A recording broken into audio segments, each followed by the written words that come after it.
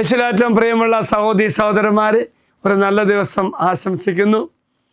ദൈവം എല്ലാവരും അനുഗ്രഹിക്കട്ടെ എന്ന് പ്രാർത്ഥിക്കുന്നു.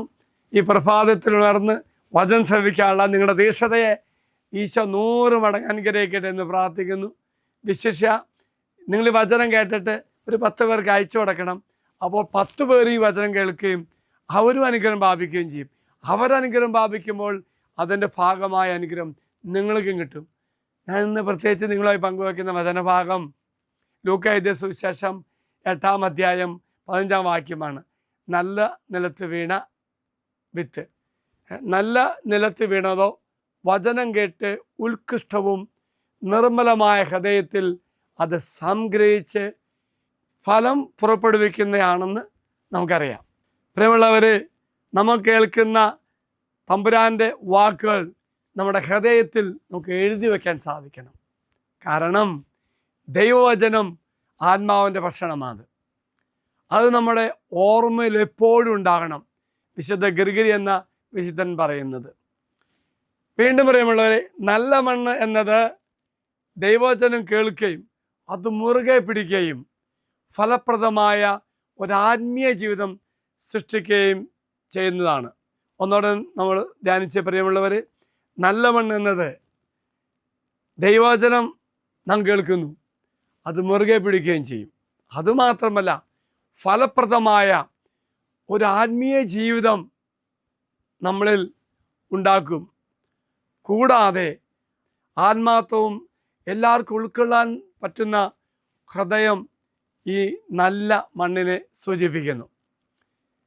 കൂടാതെ യഥാർത്ഥ വിശ്വാസത്തിന് നൽകുന്ന സന്ദേശം മാത്രമല്ല, ഈ സന്ദേശം എൻ്റെ സജീവ ജീവിതമായി ചേർന്ന് പോവുകയും ചെയ്യും. അതിൽ നിമിത്തമായിട്ട് ഒരു ആത്മീയ ഫലം പുറപ്പെടുവിക്കാൻ പറ്റും. എല്ലാ വെല്ലുവിളികൾ വരുമ്പോൾ എൻ്റെ ഉള്ളിൽ വചനമുള്ളതുകൊണ്ട് ഞാൻ ആ വെല്ലുവിളിയെ സ്വീകരിക്കുകയും ജീവിതത്തിൻ്റെ ഏതവസ്ഥയിലും സ്ഥിര ഉത്സാഹം കാണിച്ചുകൊണ്ട് മുന്നേറുവാൻ ഈ വചനത്തിന് എനിക്ക് ശക്തിയായി മാറുകയും ചെയ്യും. വീണ്ടും നല്ല ഹൃദയം എന്ന് പറയുമ്പോൾ ദൈവം നമ്മെ പഠിപ്പിക്കുന്നു, വചനത്തോടെ വ്യാഖ്യാനിക്കുന്നു. അങ്ങനെ വ്യാഖ്യാനിക്കപ്പെടുന്ന വചനം നമുക്ക് സ്വീകരിക്കാൻ സാധിക്കും. സ്വീകരിക്കുവാൻ ഒരു തുറന്ന ഹൃദയം നമുക്ക് ദൈവം തരുകയും ചെയ്യും. ഒപ്പം നമ്മളും കൂടി പരിശ്രമിക്കുകയും ചെയ്യണം. Praise the Lord. വീണ്ടും പ്രിയമുള്ള സഹോദരി സഹോദരന്മാരെ, സത്യസന്ധമായും ദൈവത്തെ വചനം സ്വീകരിക്കുവാനും സ്വീകരിച്ച വചനങ്ങൾ ഉൾക്കൊണ്ടുകൊണ്ട് ജീവിക്കുവാനും നമുക്ക് സാധിക്കട്ടെ എന്ന് പ്രാർത്ഥിക്കുന്നു. വീണ്ടും ചിന്തിക്കുക, വചനം കേൾക്കുക എന്ന് പറയുന്നത് ഈശോ ആഗ്രഹിക്കുന്നത് ചുമ്മാ ഒരു നിഷ്ക്രിയമായി കേൾക്കുകയല്ല കേട്ടോ. ദൈവവചനത്തിൽ സജീവമായി നാം ഇടപെടുകയും മനസ്സിലാകുകയും അതിനെങ്ങനെ മുറുകെ പിടിച്ച് മുന്നേറാൻ സാധിക്കുകയും ചെയ്യും. Praise the Lord. എങ്കിൽ പ്രിയമുള്ള സഹോദര, പ്രിയമുള്ള സഹോദരി, വചനം സേവിക്കുവാൻ തക്കതരത്തിൽ നമ്മുടെ ഹൃദയത്തെ തുറക്കുകയും ഹൃദയത്തെ മുറുകെ പിടിക്കുകയും ആ വചനത്തിൻ്റെ യോഗ്യതയാൽ ഞാൻ ജീവിക്കുവാൻ ശ്രമിക്കുകയും ചെയ്യുമ്പോൾ നല്ല മണ്ണ് പോലെ വിളവ് സമർത്ഥമായി പുറപ്പെടുവിക്കാൻ തക്ക തരത്തിൽ നമ്മുടെ ജീവിതം നമുക്ക് മാറ്റാൻ സാധിക്കും. എങ്കിൽ പ്രിയമുള്ളവരെ, നമുക്ക് പ്രാർത്ഥിക്കാം. തുറന്ന ഹൃദയത്തോടുകൂടി വചനം സ്വീകരിക്കുവാനും വചനത്തിനെ സാംശീകരിച്ച് ജീവിപ്പിച്ചുകൊണ്ട് ഏറെ ഫലം പുറപ്പെടുവിക്കുവാൻ നമുക്ക് സാധിക്കട്ടെ എന്ന് പ്രാർത്ഥിക്കുന്നു.